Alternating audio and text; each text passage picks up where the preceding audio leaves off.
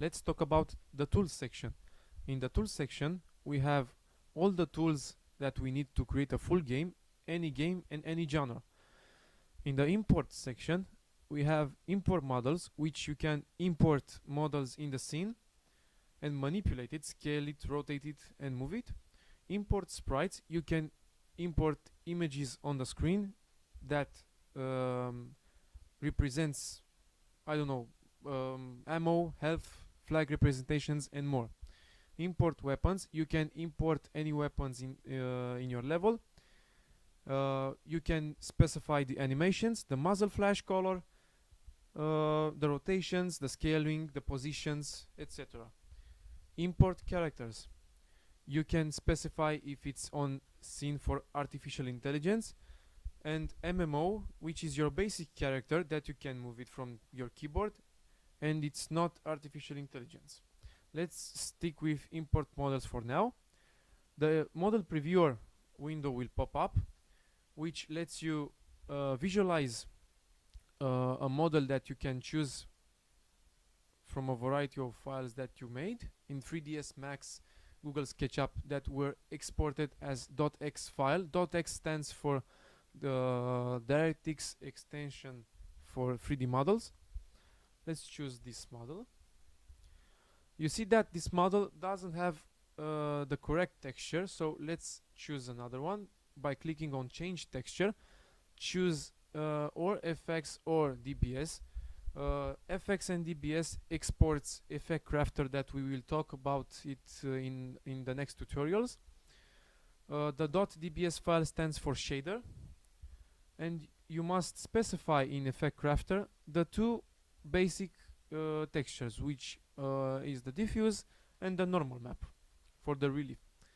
Let's choose tent canvas because this is the original texture for this model. Import it. The model previewer will go minimized, and we will see the model in the scene. You can manipulate it as mentioned in the previous tutorial. You can snap it to grid. You can rotate the object, or you can even multiply the object by pressing space multiple times as you want.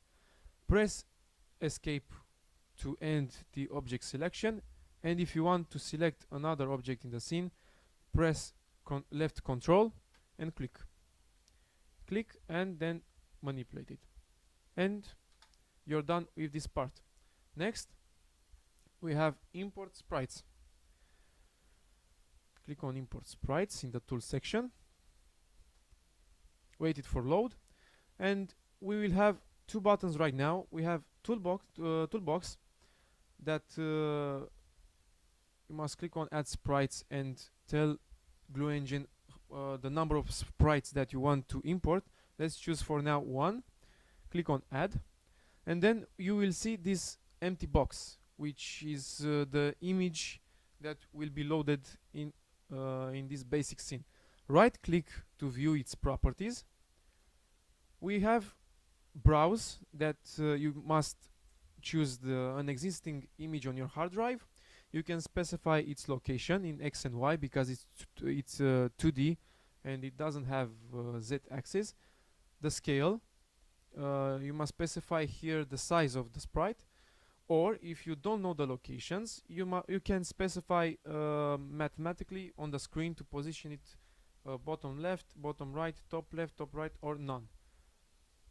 None stands for sprite location to choose manually. Let's choose bottom left for now.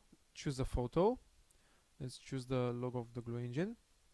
You can view in real time the sprite. Let's choose a scale, change. So if we are not happy with this, let's choose 85, yeah, no, 95. Okay, so it's a bit bigger, 85. Okay, when you're done, you can choose done, but if you don't want it, you can choose cancel all or delete the actual box. Let's choose done. Click on compile to compile the actual sprite. Sprite's compiled, and then you can just go and place a player start by going to tools, actors or player start, or press on Control plus P, Control and P, and then compile, or Control and C. And as you can see, we have the sprite imported on the screen. Very easy and without any pain. Press escape to exit out the compile. Next, we have import weapons.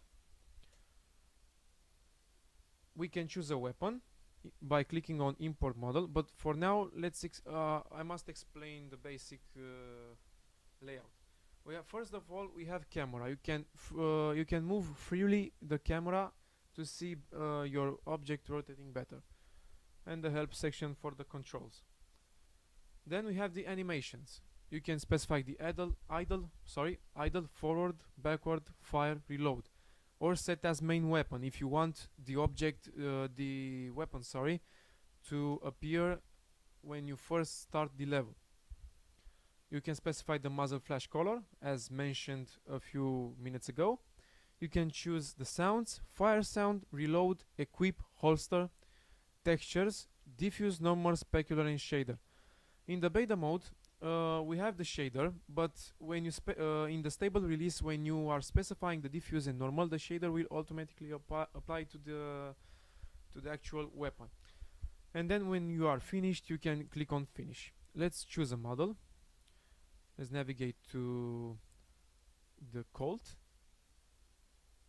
Okay, guns, Colt. You have here the Colt.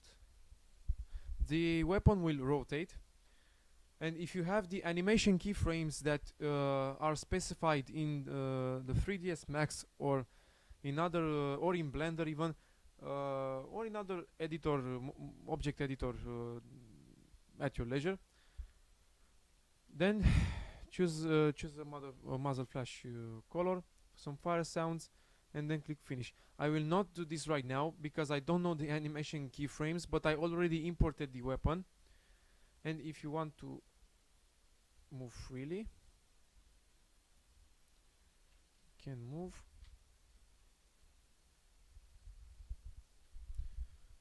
Sorry, I have a bug right now. Yeah, this is a little bug, so I can show you the free cam. Sorry for that.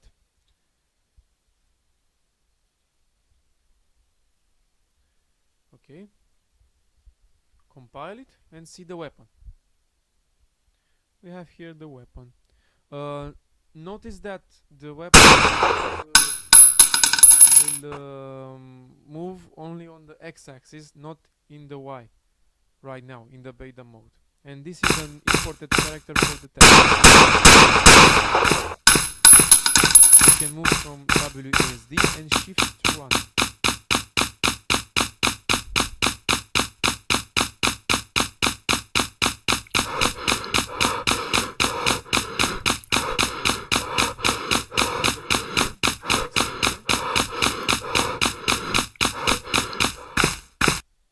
Notice that the gun pokes through the object. That's because the zip fight enabled, and it will be disabled on the next versions of beta, or even on the stable release. To end the compile, press escape. To move through the editor, right click on the scene, manipulate the camera, and WASD to move. Next, we have import characters. Same as import weapons, you must specify the animations, the textures, and then we have something new. You must specify for the artificial intelligence if it's friendly, enemy, on team, or if it's basic on the scene as artificial intelligence that shoots at you, that follows you as an ally, or if it's on MMO for your basic character to control.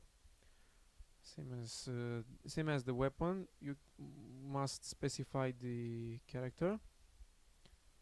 Let's choose German zombie. The character will rotate. In the next beta versions, the textures will pop up and you can see the actual shader and stuff like this. I will not try importing right now because I don't know the keyframes, but this is the actual model that I imported in the scene. Again, compile it and you will see the artificial intelligence because we didn't program it to shoot at us.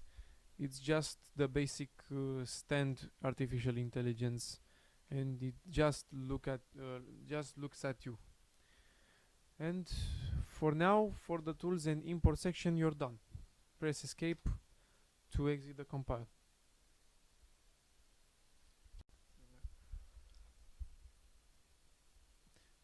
That's all for now. Please stay tuned for our next updates and for the next updates for the beta release. Please, if you have any questions, please leave them on our forums, www.blueengine.com/forum.